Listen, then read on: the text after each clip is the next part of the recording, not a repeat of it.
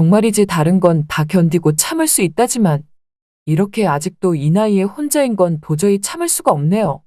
아무튼 매번 사연을 듣기만 했었고 말하기가 부끄러워서 말 한 번 못 꺼내봤지만 용기 내어 말해봅니다.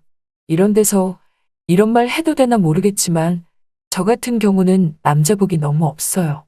저랑 만나는 남자는 죄다 5년 안에 지병으로 죽으니 이제는 남자 잡아먹을 팔자라는 소리를 들어도 할 말이 없는 신세가 되어버렸답니다. 어느덧 내 나이 50대 중반으로 접어들었어요. 첫사랑이었던 처음 사귄 남자와 흐지부지 헤어지고 그 다음 남자와 20대 중반에 만나 결혼했지만 남자가 30살도 안 돼서 백혈병으로 죽고 그 다음 남자는 30대에 만났는데 대장암으로 죽고 그리고 40대에 만난 남자는 이름도 외우기 어려운 이상한 질병으로 세상을 떠났답니다. 그렇게 남자 셋을 잃었어요. 모두 다 혼인신고한 남편들이었는데 한순간 저를 두고 다 떠나버렸죠. 이제는 누굴 만나기도 겁이 나고 다른 남자와 재혼하기도 꺼려지는 신세가 되었네요. 벌써 재혼까지 결혼을 3번이나 한 저로서 새로운 인연을 찾는다는 게 어쩌면 모험과도 같게 느껴져요. 하지만 아무리 황혼기에 접어든 50대일지라도 여자는 여자인가 봐요. 혼자 사는 게 너무나도 외롭고 힘이 드니까요.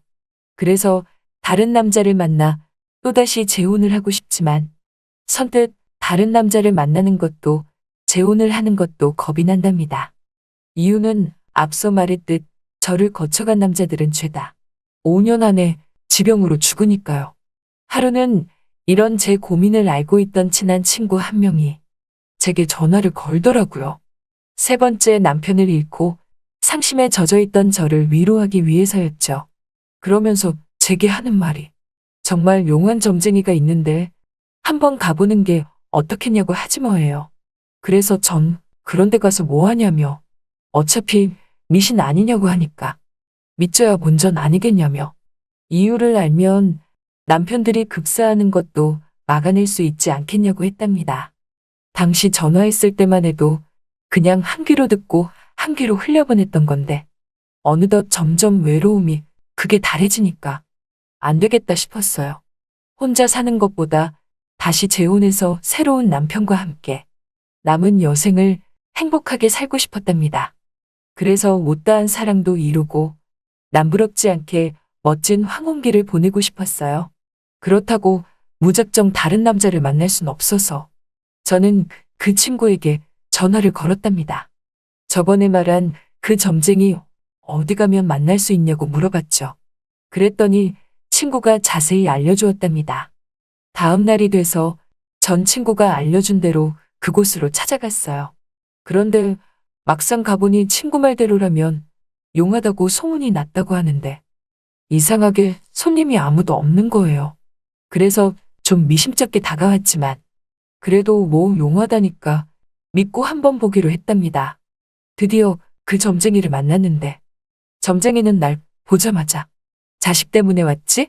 라고 하길래 저는 자식 문제가 아니라고 하니까 그럼 남편 때문에 온 거냐고 되레 질문을 하더라고요. 그래서 대충 맞다고 그랬어요. 뭔가 이 점쟁이 좀 마음에 안 들었어요. 오자마자 내가 온 이유를 알아맞추지도 못했으니까요. 그러다가 또 하는 말이 남편이 바람이 나서 힘들겠다는 개소리를 하지 뭐예요. 너무 어이없어서 그것 때문에 온 거 아니라고 말하니까 그럼 뭐 때문에 온 거냐고 되레 저한테 질문을 하지 뭐예요. 저는 아무래도 돌팔이 같고 이상해서 그냥 그 점집에서 나왔습니다. 친구한테 전화해서 막 따지니 친구가 그럴 리가 없다며 자신은 거짓 맞았다는 소리를 하지 뭐예요. 아무튼 저는 그 점쟁이 말보다 제 촉을 더 믿기에 그냥 점은 안 보는 게 나은 것 같아서 도중에 나왔고 다시 집으로 되돌아가고 있는데 길가에 계시던 웬 할아버지께서 저를 보시더니 한숨을 내쉬며 그렇게 남편들을 일찍 떠나보내서 어떡하겠냐고 혀를 차시는 거예요. 너무나 신기해서 전 그 할아버지에게 그걸 어떻게 아셨냐고 하니까 벌써 남편을 셋이나 지병으로 보내서 정말 많이 힘들 거라며 다시 또 혀를 끌끌 차시길래 저는 할아버지에게 도인인지 스님인지 점쟁인지는 모르겠지만 제발 이유 좀 밝혀달라고 하니까 그 할아버지가 하는 말이 남편을 잘못 선택했다는 거였어요. 그래서 제가 그럼 남편을 어떻게 선택해야 하는 거였냐고 하니까 점을 확인해야 했었다고 하더군요. 여러분이 지금 듣고 계신 채널은 바람난 사연 채널입니다. 그래서 전 좀 더 자세히 말해달라고 하니 오른쪽 발바닥에 점이 있는 사람을 만나라고 하지 뭐예요. 그럼 남편을 일찍 떠나보낼 일이 없다고 말을 했답니다. 그 말을 듣고 저는 할아버지에게 그런 사람을 어떻게 만나냐고 물어보니 할아버지는 웃으시면서 그걸 자기에게 물어보면 어떡하냐며 갑자기 그 말만 남기시고 눈앞에서 사라지다시피 하셨죠. 정말 신기한 일이었어요. 그런데 왠지 그 할아버지 말이 신뢰가 가는 게 정말 믿음직스럽게 느껴졌거든요. 왠지 그런 남자를 만나면 정말 오래도록 저와 사랑을 나누며 행복하게 살 수 있을 것 같았답니다. 하지만 당장 발바닥에 점이 난 남자를 어떻게 만나야 하는지 알 턱이 없었어요.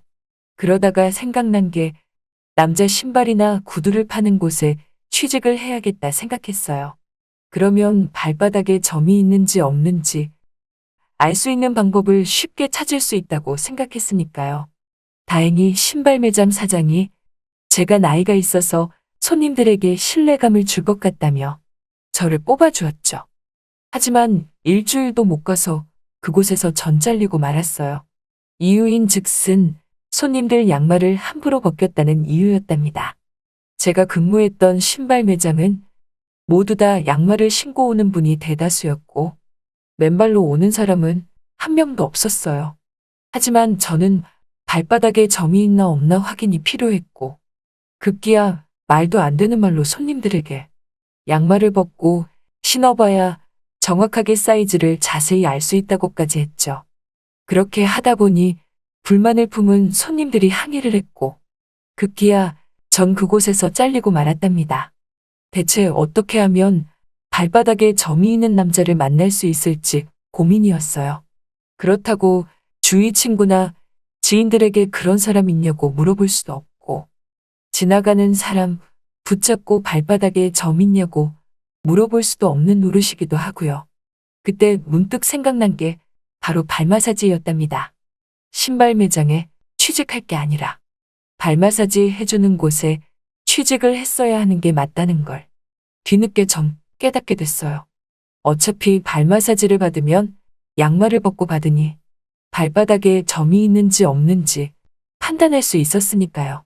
정말 뒤늦게 남편감 하나 만나기 왜 이렇게 힘든 건지 꼭 이렇게까지 해야 하나 생각이 들었지만 새로운 남편을 만나 죽지 않고 오래도록 저와 함께 살아갈 수 있다는 바람을 품어보며 발 마사지를 해주는 곳에 취직을 하게 됐는데 하루에 고작 5명 정도 발 마사지를 해주게 되었답니다. 왜 이렇게 발바닥에 점이 난 사람이 한 명도 없는지 어느덧 손의 피로도는 급격히 늘어나는데 자꾸 지쳐만 갔답니다. 그때였어요. 손님으로 들어온 남자분 발바닥에 선명하게 점이 찍혀 있지 뭐예요. 정말 이 남자다 싶었답니다. 얼굴을 보니 정말 얼굴도 제가 딱 마음에 들어하는 스타일이었어요. 그런데 웬걸? 이 남자분 오른발이 아니라 왼발에 점이 있네요. 분명 저번에 그 할아버지가 말씀하시길 오른쪽 발바닥에 점이 있어야 한다고 했거든요. 그렇게 실망을 안고서 너무나 힘들게 지쳐가던 그때 사장이 저를 부르더라고요. 가게를 접는다면서 일은 오늘까지만 하는 걸로 하자고 하지 뭐예요. 그래서 그 일도 갑작스레 그만두게 되었어요. 그렇게 마지막 일을 끝내고 터벅터벅 집에 왔는데 집에 등기가 하나 와 있지 않겠어요? 집이 경매가 잡혀 있다는 등기였답니다. 그러고 보니 빚만 잔뜩 늘어나 있던 걸 잊고 있었어요. 저는 졸지에 거짓 신세까지 되게 생겼답니다. 며칠 후 집까지 잃고 찜질방에 들어가게 됐는데 몸을 씻고 찜질방 한켠 자리에 누우려고 하는데 제 머리 위에 다른 사람의 발이 보이더라고요. 짜증나서 다른 곳으로 이동하려고 하던 찰나 그 발을 자세히 보니 글쎄 오른쪽 발바닥에 점이 선명하게 찍혀 있지 않겠어요? 저는 너무나 신기해서 됐다 싶었답니다. 무작정 자고 있던 그 발의 주인을 깨웠어요. 그 뒤 그 사람이 일어났는데 글쎄 그 남자는 놀랍게도 저희 첫사랑이었답니다. 첫사랑은 이루어지지 않는다고 했는데 찜질방에서 제 첫사랑을 만나게 된 거였어요. 저보고 여기 웬일이냐며 30년 넘게 안 보다가 이런 데서 다 보게 된다고 말을 하더라고요. 그러면서 자기도 요새 혼자가 됐다며 나보고 결혼했냐고 하길래 결혼은 했었지만 지금은 혼자라고 하니까 갑자기 절 보고 웃지 않겠어요? 그 뒤로 우리는 찜질방을 나가서 세월이 무색할 정도로 함께 했답니다. 정말 모든 게 일사천리로 흘러가는 느낌이었고 왠지 이 모든 상황이 지나간 첫사랑을 이어주려고 한 게 아닐까 하는 생각이 들더군요. 오른쪽 발바닥에 점이 있는 첫사랑이었던 이 남자와 저는 다시 힘차게 새롭게 시작해서 지금은 한 집에서 행복하게 살고 있어요. 그리고 5년이 흘렀는데도 지병 하나 없이 아주 건강하게 지내고 있답니다. 그 할아버지가 도인인지는 자세히 모르겠지만 어쨌든 그 할아버지를 만난 게 제겐 운명이었던 것 같아요. 물론 친구가 그 점쟁이에게 가보라고 했던 것도 비록 불팔이었지만 점집에서 나와 그 할아버지를 만나게 되었으니까요. 모든 게 그저 지금 생각해보면 신기할 따름이랍니다. 어쨌든 이제는 혼자가 아니라서 쓸쓸하지 않고 너무나 좋네요. 정말이지 이런 인연이 또 있을까 싶고 하늘이 내려준 배필이라 여겨지네요. 그동안 외로웠던 시간들을 보상받는 느낌으로 매일매일 곱배기로 사랑하고 있으니 너무나 좋답니다.